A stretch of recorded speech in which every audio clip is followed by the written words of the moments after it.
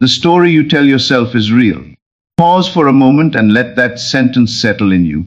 Not as poetry. Not as a clever idea. Let it land as law.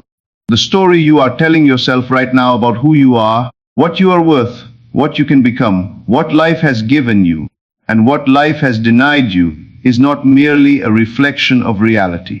It is the very force shaping what you call reality. You are not simply observing your life. You are constructing it.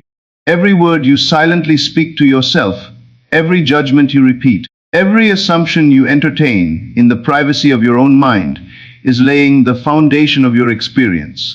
The world is not arguing with your inner speech. The world is answering it. This is not philosophy. This is the mechanics of consciousness. This is the law Neville Goddard taught so clearly. Consciousness is the only reality, and the world you see is its projection.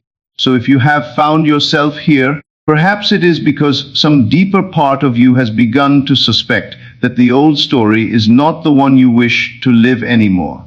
That is not a weakness. That is awakening. Because the instant you realize you have been authoring your life, you also realize you can write differently. Most people do not think of themselves as having a story. They think they are simply who they are, shaped by the past, formed by circumstances, limited by what others said, and defined by what happened to them. But Neville taught something far more radical. Your identity is not fixed. It is not carved into stone by birth, history, or failure. It is a habit of thought. It is a state you have occupied so long that it began to feel natural. And because you assumed it, the outer world made it visible. But here is the turning point. You can assume differently. You can tell a new story.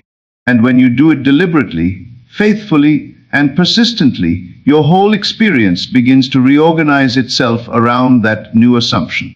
Welcome. If this is your first time here, then know that this channel is devoted to the teachings of Neville Goddard, one of the most profound mystics and practical teachers of the inner life.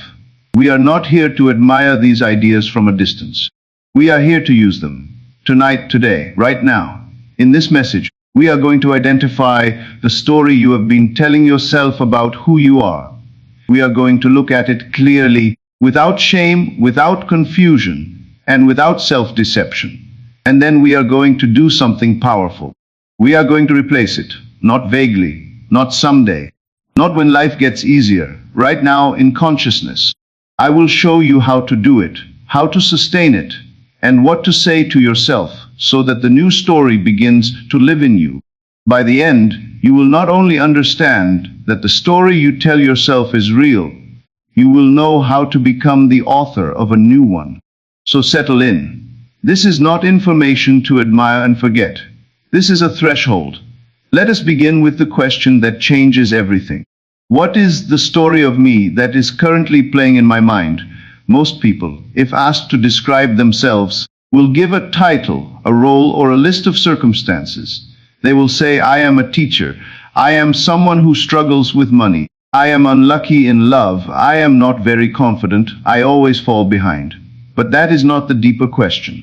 I am asking you to listen to the silent voice beneath all your waking thoughts. Because you are always speaking to yourself. Always. You are narrating your life as it unfolds. You are interpreting every event, every delay, every compliment, every rejection, every silence, and you are weaving it into a familiar tale about who you are and what your life means. That story has themes, it has repetition, it has rhythm, it has power, and it has power because you believe it. Neville said time and again that your inner conversations are the cause of the circumstances of your life. Not your wishes, not your hopes, not your dreams in the abstract, your inner conversations. What you tell yourself when no one is listening. What you assume about yourself when you wake up, when you look in the mirror, when you think about tomorrow, when you remember the past. That assumption is the seed.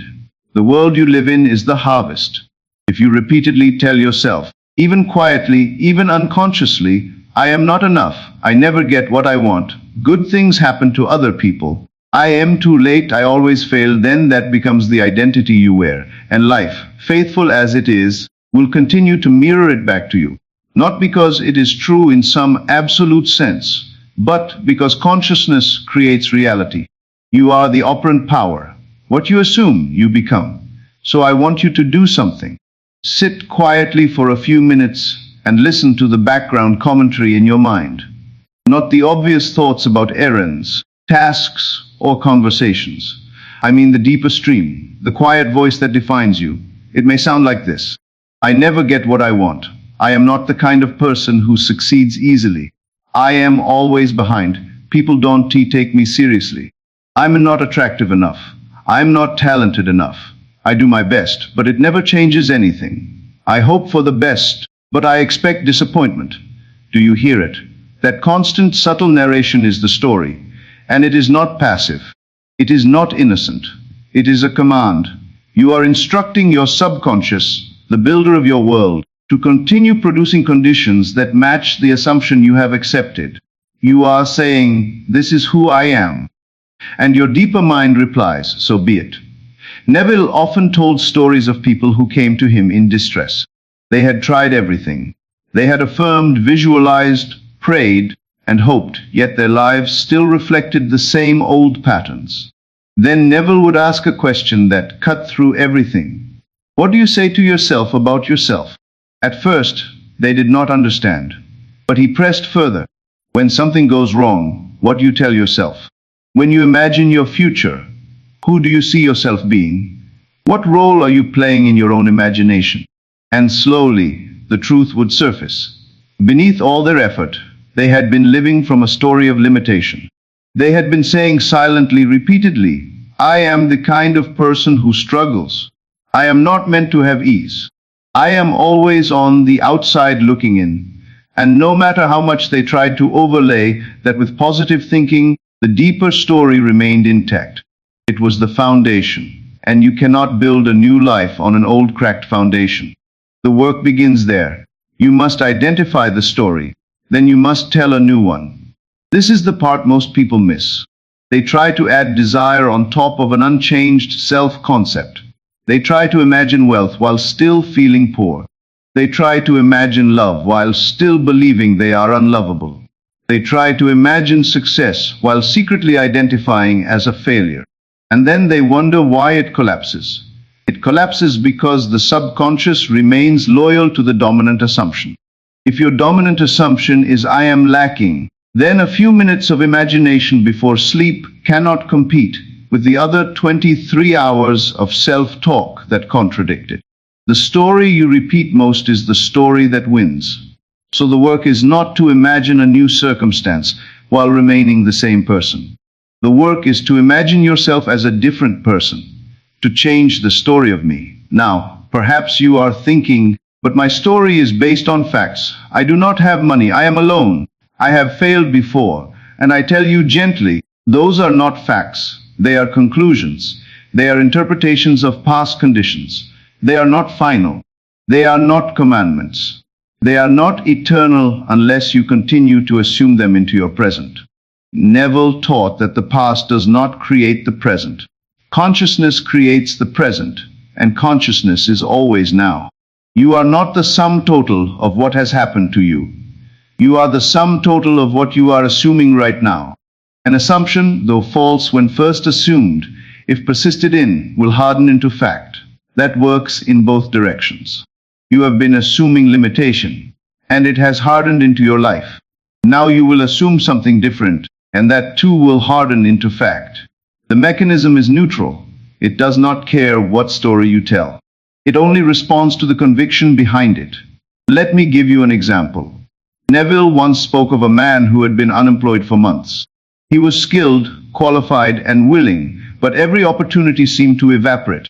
After repeated rejection, he began to tell himself, "I cannot get a job. No one wants me. I am unhireable."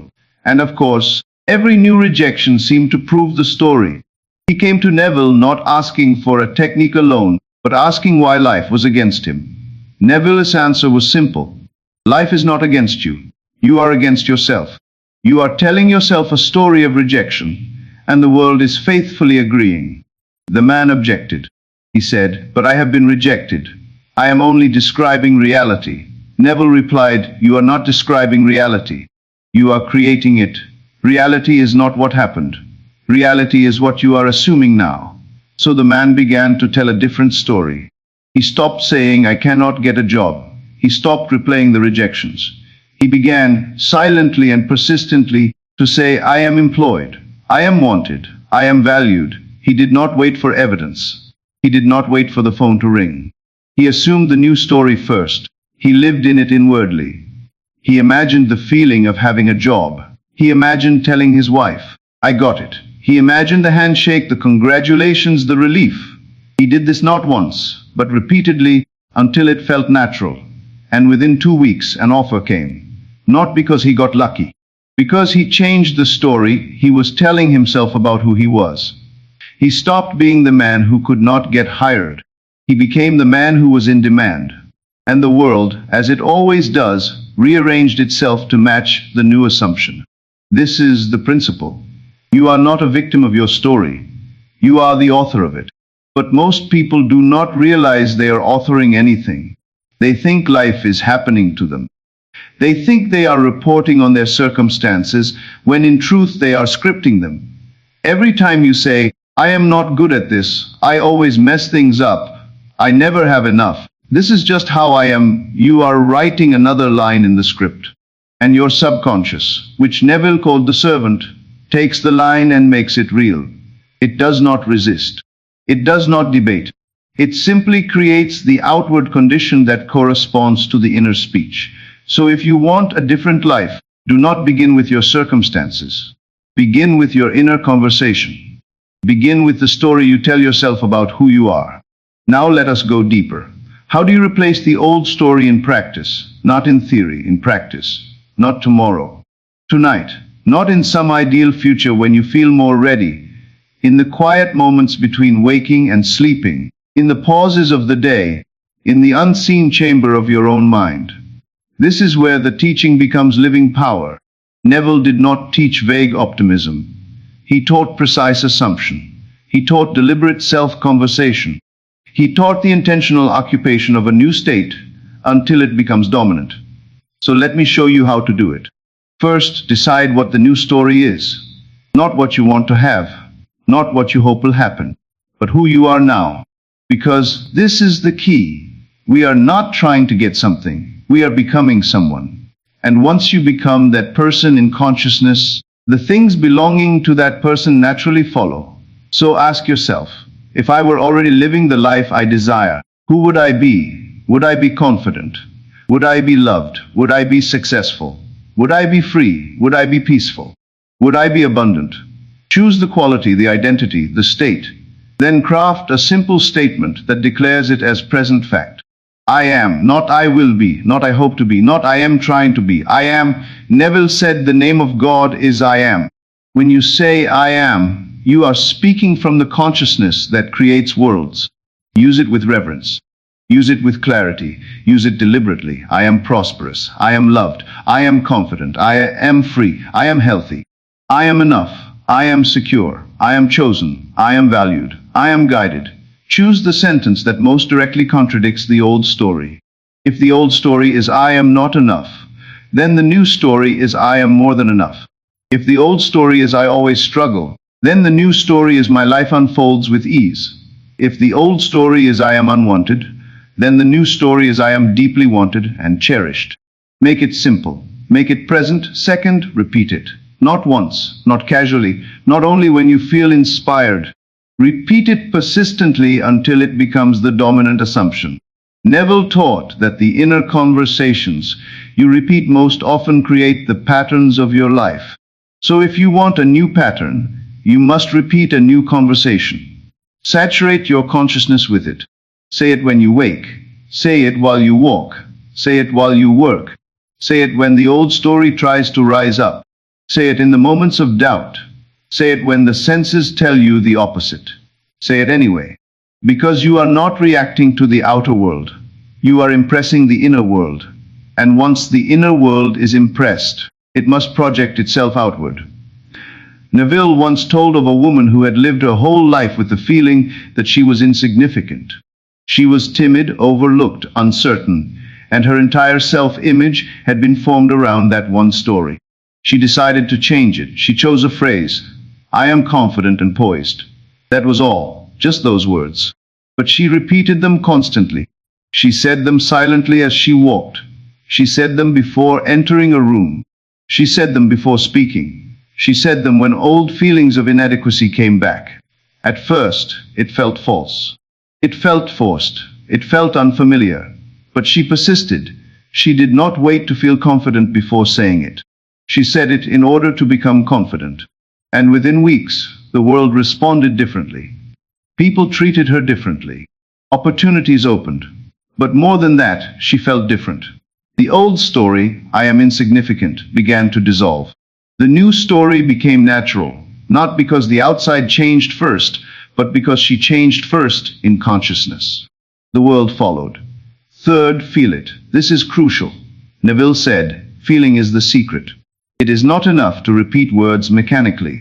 You must enter into the feeling of what you are saying. You must feel yourself to be the person the words describe. Because the subconscious does not respond to words alone. It responds to the feeling of reality. When you say, "I am prosperous," do not merely mouth it. Feel the ease.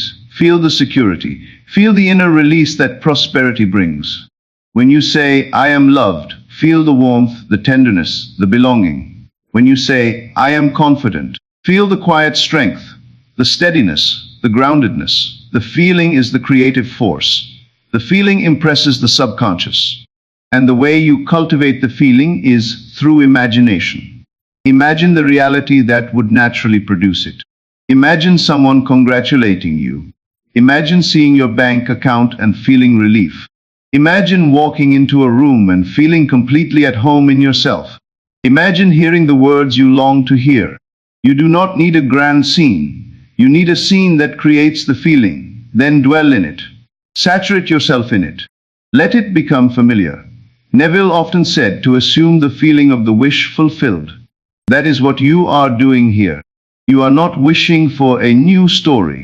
You are assuming it. You are living from it inwardly. And imagination is not fantasy. Imagination is the workshop of creation. It is where everything begins. So go into imagination and see yourself as the person the new story describes.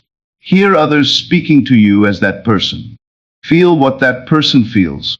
Do this until the imagined state begins to feel more natural than the old one. That is the turning point. That is when assumption begins to harden into fact. How often should you do it? As often as needed. Neville taught that inner speech should be controlled.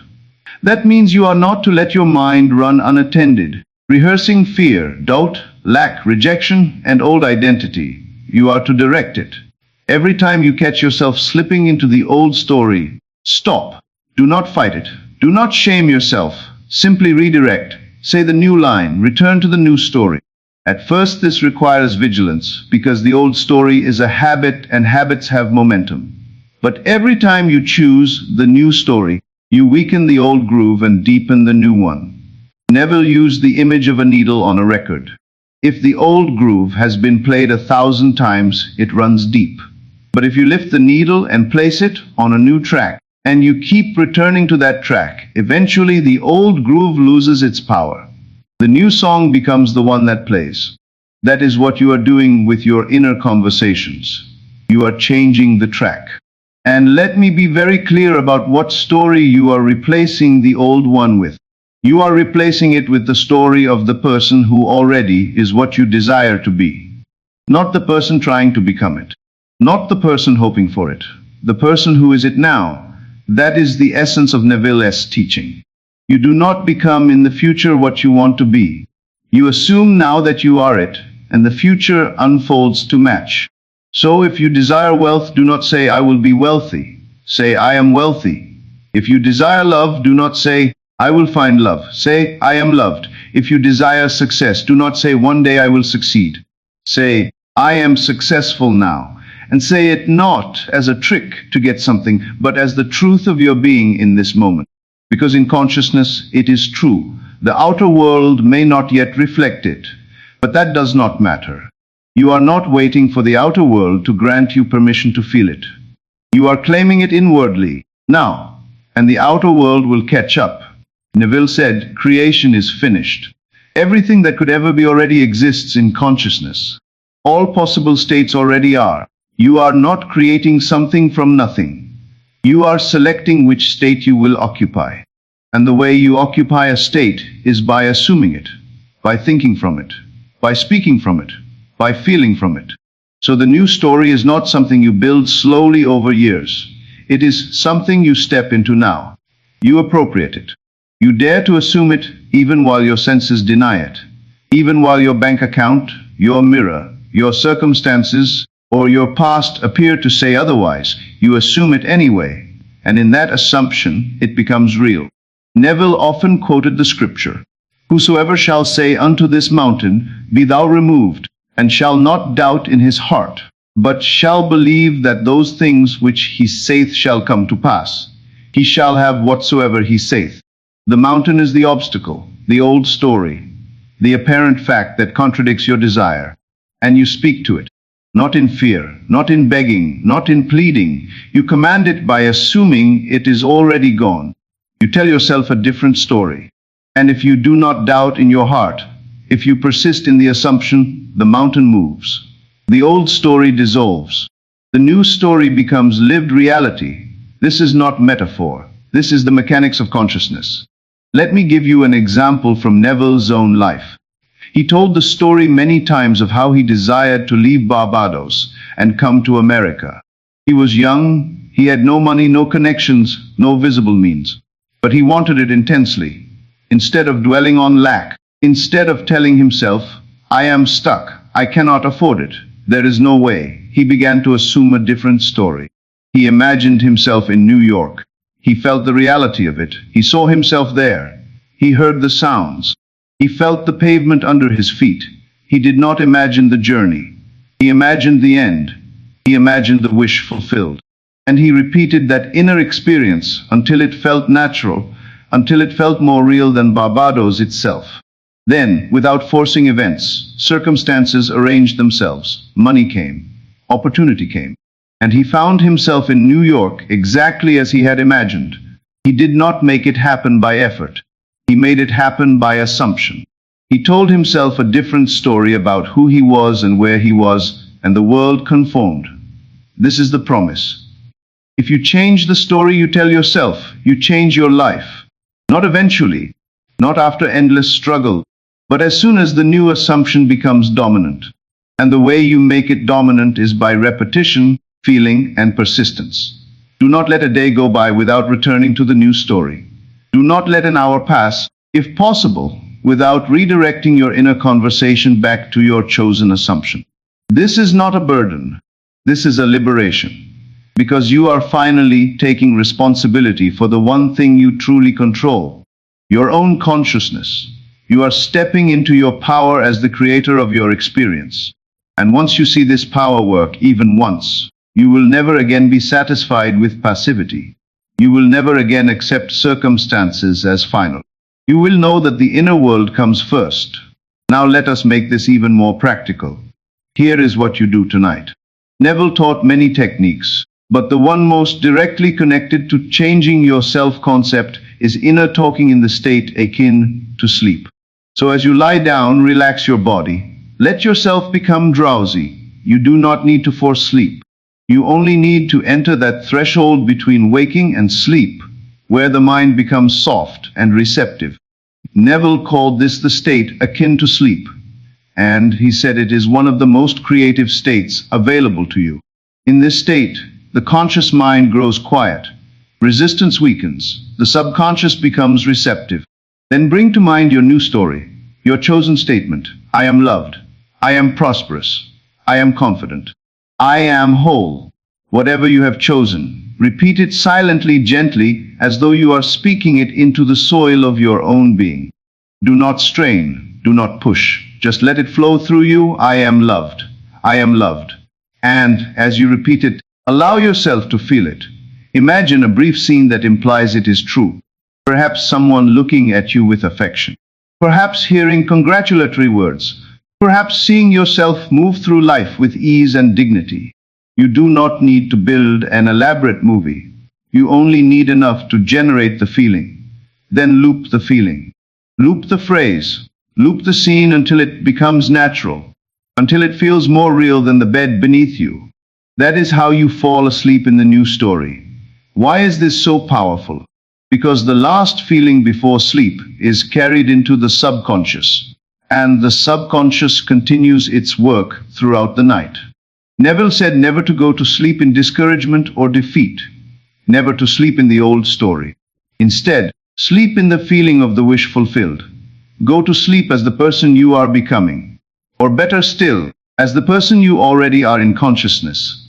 And when you wake, begin again. Do this every night. Make it a practice. Each night, you are no longer the person struggling with the old story.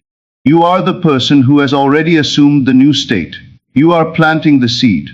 Night by night, the assumption hardens into fact. This is not wishful thinking. This is the deliberate use of the creative power of consciousness. This is what Neville meant when he said, remain faithful to the assumption. Faithful does not mean hopeful. Faithful means loyal. It means you do not abandon the new story because the day looked difficult.